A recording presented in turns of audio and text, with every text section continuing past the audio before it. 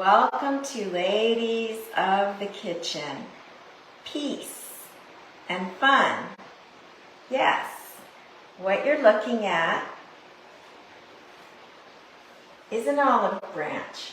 Welcome. I'm Maria DeRosa of Ladies of the Kitchen, and today I bring you some interesting fun facts about National Olive Day, which is today.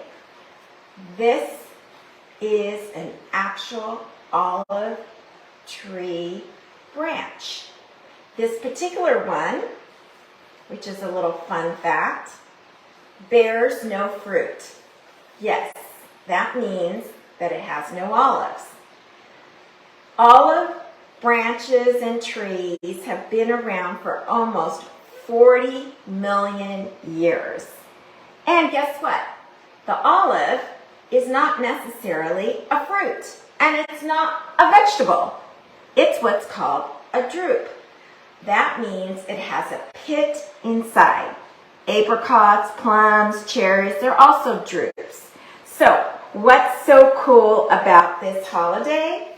Well, there's a few facts I want to tell you before I tell you what the top three are, because I love the number 3. Number 1 is that not all olive trees have olives. There are some that 85% of the time of their lifespan, they will not bear any fruit. This is from my backyard. Maybe in a couple of years, all of a sudden it'll bear fruit, or maybe it will never bear fruit. And that is part of the interesting biology of the olive tree. So how did we get them here in America? We got the olives in America in the 1560s by the Spaniards. However, the very first olives were found in Greece and Italy. Italy being number 1 in the region of Sicily. So let's look at the 3 top ones in America. We're going to look at what they are and how Americans use them. Oh, by the way, these make wonderful little table settings. If you have an olive tree nearby, you can literally cut off a branch and put it on the middle of your table. It makes a great centerpiece. So let's look at the 3 top ones that sell in America, because there's over 182 different types of olives, if you can believe it. The number 1 is Kalamata.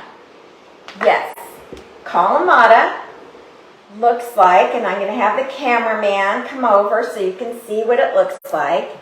A Kalamata olive is purple, actually purple or dark red when it is picked, and it stays that way because it gets marinated in either red wine vinegar or red wine and olive oil.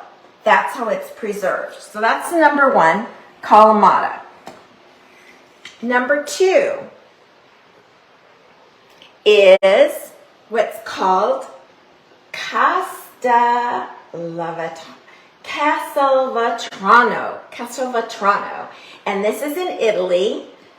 The Kalamata is in Greece. There's an actual town called Kalamata. This one is in Italy, and it's usually in the Sicilian region. So down at the end of the boot, and notice that it's green in color. All right, and then the 3rd most popular, and then I'm going to show you how they're used, is what's called the Manzanilla, which I'm sure a lot of you are familiar with.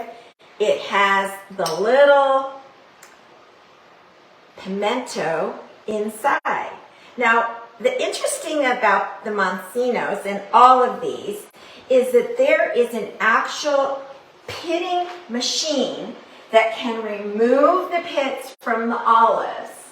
And they can do this, believe it or not, about 900 per minute. All right, how do we stuff these little guys then?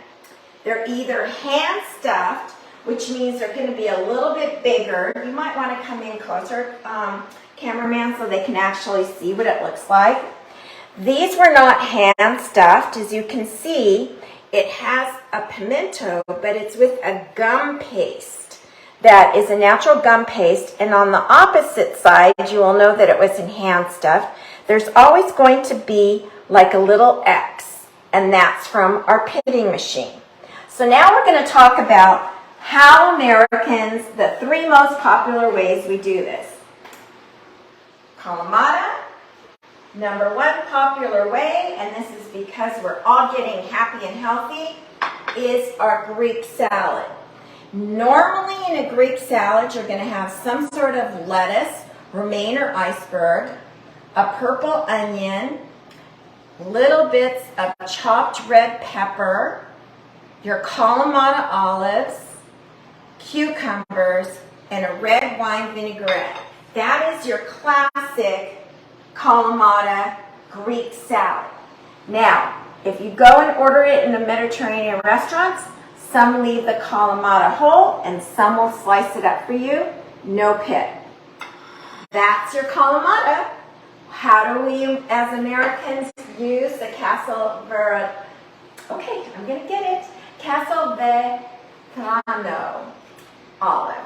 It's our snacking olive. You're going to find this on the tables with Americans, mostly with a little side of a cracker, a little like bread that people use for bruschetta, cracker with olives and nuts. That's the number 1 way that we like to use this. And then the 3rd olive that is popular in the United States is the Manzanilla. Now, all of these olives are harvested primarily in the fall in their regions, but interestingly enough, the Manzanilla one here in California is not only harvested in the fall time, but we have it very nearby in the San Joaquin Valley, and we have quite a bit. So we have some that are hand stuffed and some that are done by machine. So that's what's really cool because they're very popular. So how do we use them as Americans? In a Bloody Mary. Now this is a virgin Bloody Mary. So what will happen is you've got your tomato juice. You obviously want to have Worcestershire sauce. But what really makes a good virgin Bloody Mary is pickle juice and a little bit of lime juice. And then depending on how you like to decorate your Bloody Mary, you can actually put it in there with a long toothpick, or you can have it on the side and pop it into your mouth. But that is the way Americans like their manzanillas. So those are the top 3. I would suggest that you celebrate today, National Olive Day, by trying one of these 3 out, and now you've been a little bit educated on the fact that it is not a fruit, it is not a vegetable. I would love for you to comment below on how you enjoyed this.